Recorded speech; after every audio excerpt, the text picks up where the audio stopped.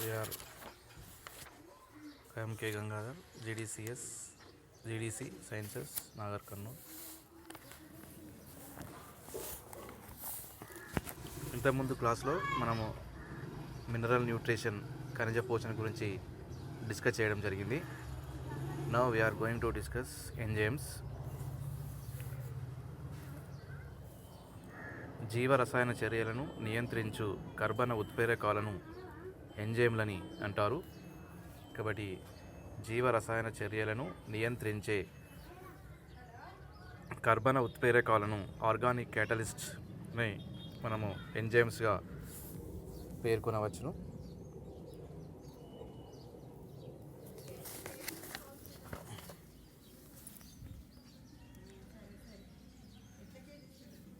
జీవ రసాయన చర్యలను నియంత్రించు కర్బన ఉత్ప్రేరకాలను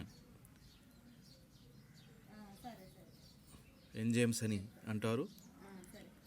కాబట్టి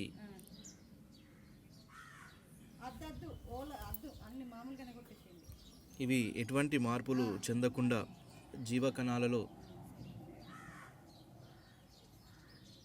జరిగే రసాయన చర్యలను అతి తక్కువ ఉష్ణోగ్రత పీడనాల వద్ద జరిగేటట్టు చేస్తాయి.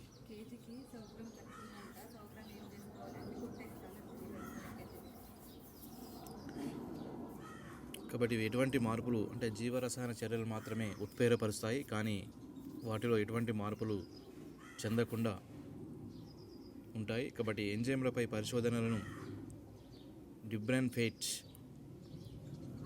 1830లో ప్రారంభించినట్లు మనము గుర్తించడం జరిగింది. కాబట్టి ఈ డ్యుబ్రైట్ అనే శాస్త్రవేత్త ఏం చేసిందంటే మొలకెత్తుతున్న బార్లీ విత్తనాలతో మాల్ట్ను తయారు చేయడం జరిగింది. మొలకెత్తుతున్న బార్లీ విత్తనాలతో మాల్ట్ను తయారు చేశాడు. ఈ మాల్ట్ పిండి పదార్థాన్ని చక్కెరగా మార్చగలదని గుర్తించాడు. కాబట్టి ఈ మాల్ట్ అనేది పిండి పదార్థాన్ని చక్కెరగా మార్పు చెందిస్తుందని గుర్తించాడు. తర్వాత 1833లో పేయాన్ మరియు పేర్సాజ్లు మాల్టును ఆల్కహాల్తో చర్య జరిపి డయస్టేజ్ ఎంజైమ్ను వేరుపరిచారు. కాబట్టి ఇద్దరు శాస్త్రవేత్తలు కూడా డయస్టేజ్ అనే ఎంజైమ్ను వేరుపరచడం జరిగింది. పిండి పదార్థాన్ని సల్ఫ్యూరిక్ ఆమ్లం కన్నా డయస్టేజ్ ఎంజైమ్ చాలా వేగంగా జల విశ్లేషణ చేస్తుందని బెర్జిలిన్ అనే శాస్త్రవేత్త గుర్తించాడు, లేక పేరు పెట్టడం జరిగింది.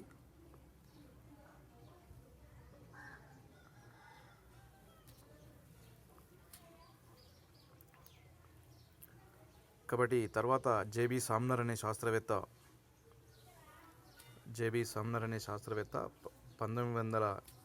1926వ సంవత్సరంలో మొదటిసారిగా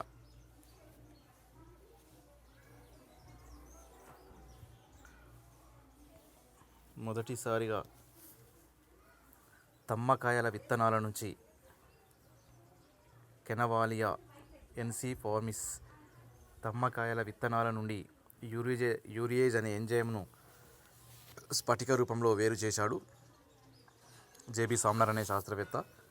కాబట్టి యూరియేజ్ అనే ఎంజైమ్ను స్ఫటిక రూపంలో వేరు చేసి అప్పటి నుంచి అనేక ఎంజైమ్లను స్ఫటిక రూపంలో వేరుపరచగలిగారు.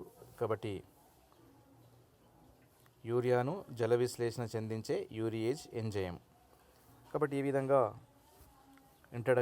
ఎంజైమ్ల యొక్క ఇంట్రడక్షన్ ఉంటుంది. కాబట్టి జేబీ సామ్నర్ అనే శాస్త్రవేత్త మొట్టమొదట ఎంజైమ్లను స్ఫటిక రూపంలో వేరు చేయగలిగాడు. కాబట్టి తర్వాత నెక్స్ట్ ఎంజైమ్ల స్వభావం.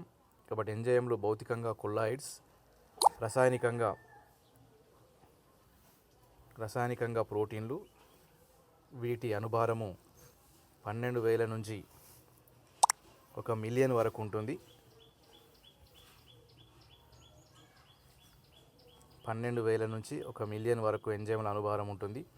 ఉదాహరణకు కెటలేజ్ అనే ఎంజైము అనుభారము 25,000, పెరిడాక్సిడేజ్ ఎంజైమ్ అనుభారము 40,000 వరకు ఉంటుంది. కాబట్టి ఈ విధంగా ఎంజైమ్ల యొక్క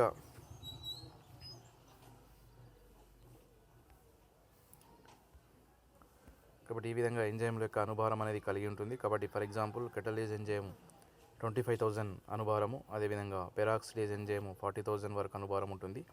ప్రతి ఎంజైమ్ల అణువులు పెద్ద పరిమాణంలో ఉంటాయి కనుక వీటిని బృహదణువులు అని అంటారు, మ్యాక్రోమాలిక్యూల్స్. కాబట్టి వీటి యొక్క పరిమాణం అనేది అణువులు పెద్ద పరిమాణంలో ఉంటాయి కాబట్టి వీటిని మనం బృహదణువులుగా పేర్కొనవచ్చును. కాబట్టి ఎంజైమ్లు స్వల్ప పరిమాణంలో ఉన్నప్పటికీ అదస్థ పదార్థంపై చర్యను కొనసాగించగలవు. కాబట్టి ఎంజైమ్లు తక్కువ పరిమాణంలో ఉన్నప్పటికీ అదస్థ పదార్థంపై చర్యను కొనసాగించగలవు. ఒక ఎంజైమ్ అణువు ఒక నిమిషంలో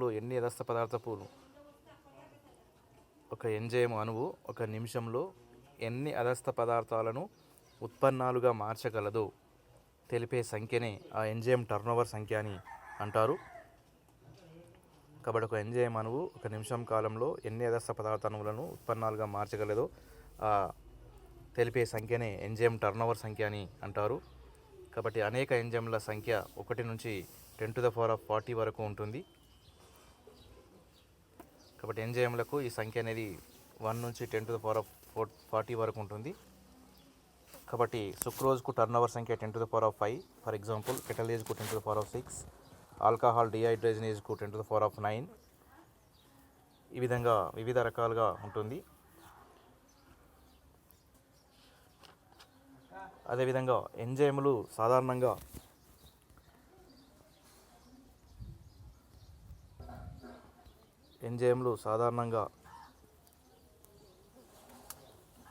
ద్విగత చర్యలలో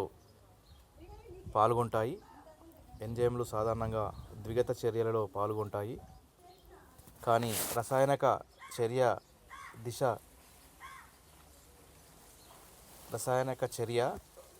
దిశ, కణద్రవ్యం యొక్క pH విలువ, అదస్థ పదార్థాల లభ్యత, అదేవిధంగా అంత్య పదార్థాల గాఢత పైన దీని యొక్క ఆధారపడి ఉంటుంది.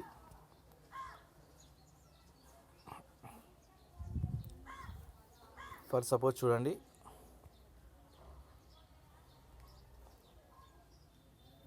బ్రైపామిటిన్ ప్లస్ 3H2O ద్విగత చర్య లైపేజ్ గ్లిజరాల్ ప్లస్ 3-ఫామిటిక్ ఆమ్లము. ఈ విధంగా ఇది ద్విగత చర్య. కాబట్టి కానీ ఎంజైములు సాధారణంగా రివర్సిబుల్ రియాక్షన్స్ అంటే ద్విగత చర్యలో పాల్గొంటాయి. కానీ రసాయన చర్య దిశ, కణద్రవ్యం యొక్క pH, అదస్థ పదార్థాల లభ్యత, అంత్య పదార్థాల గాఢత పైన ఆధారపడి ఉంటుంది. కాబట్టి ఫర్ ఎగ్జాంపుల్ మనం ఇంతకుముందు రియాక్షన్లో చూసుకున్నాం ద్విగత చర్య. ఇది ద్విగత చర్య. కాబట్టి ఈ విధంగా ఉంటుంది. కాబట్టి ఎంజైమ్ల ప్రభావం అనేది కణద్రవం యొక్క pH విలువపై ఆధారపడి ఉంటుంది. అనేక రకాల ఎంజైమ్లు pH 7 వద్ద చర్యను చూపుతాయి.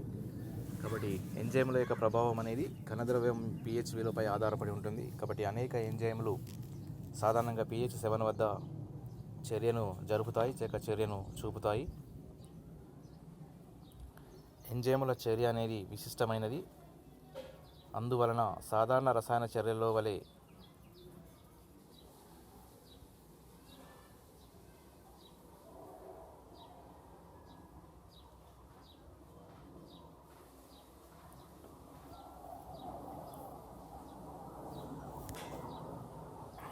ఈ విధంగా ద్విగత చర్యల్లో పాల్గొంటాయి.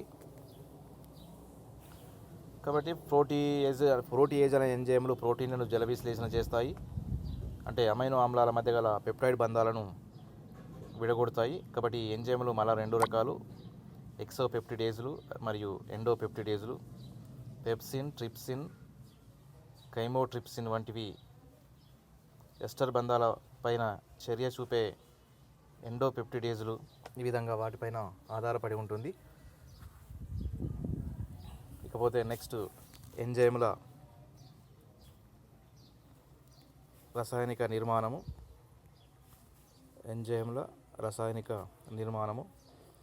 ఎంజైమ్లు రాసాయనికంగా ప్రోటీన్లు, కానీ అన్ని ప్రోటీన్లు ఎంజైములు కావు. కాబట్టి ఎంజైమ్లన్నీ రాసాయనికంగా ప్రోటీన్లే, కానీ ప్రోటీన్లన్నీ ఎంజైములు కావు. కాబట్టి ఎంజైములు రెండు రకాలుగా విభజించారు. ఒకటి సరళ ఎంజైములు, రెండవది సంయుగ్మ ఎంజైములు. కాబట్టి సరళ ఎంజైములు ప్రోటీన్ అణువులతో మాత్రమే ఏర్పడతాయి. సింపుల్ ఎంజైమ్స్ ఏమో ప్రోటీన్ అణువులతో మాత్రమే ఏర్పడతాయి. Protease, trypsin, pepsin. For example protease, trypsin, pepsin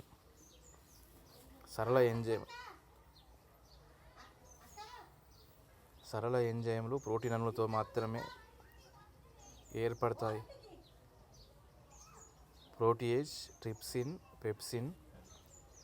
అదేవిధంగా సంయుగ్మ ఎంజైములు, ఈ రకపు ఎంజైములు ప్రోటీన్ భాగంతో పాటు ప్రోటీన్ కాని విజాతీయ సముదాయంను కూడా కలిగి ఉంటాయి. ఈ రకపు ఎంజైములు ప్రోటీన్ భాగంతో పాటు ప్రోటీన్ కాని విజాతీయ సముదాయాన్ని కూడా కలిగి ఉంటాయి. కాబట్టి సంయుగ్మ ఎంజైమ్లోని ప్రోటీన్ భాగాన్ని అపో ఎంజైమ్ అని, ప్రోటీన్ కాని భాగాన్ని ప్రోస్థెటిక్ సముదాయం అని అంటారు.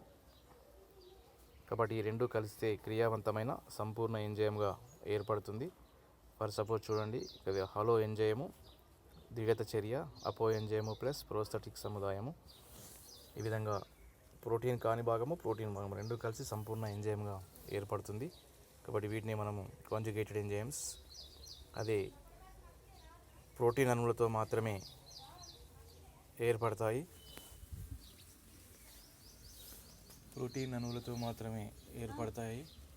వీటిని సరళ ఎంజైమ్లని అంటారు.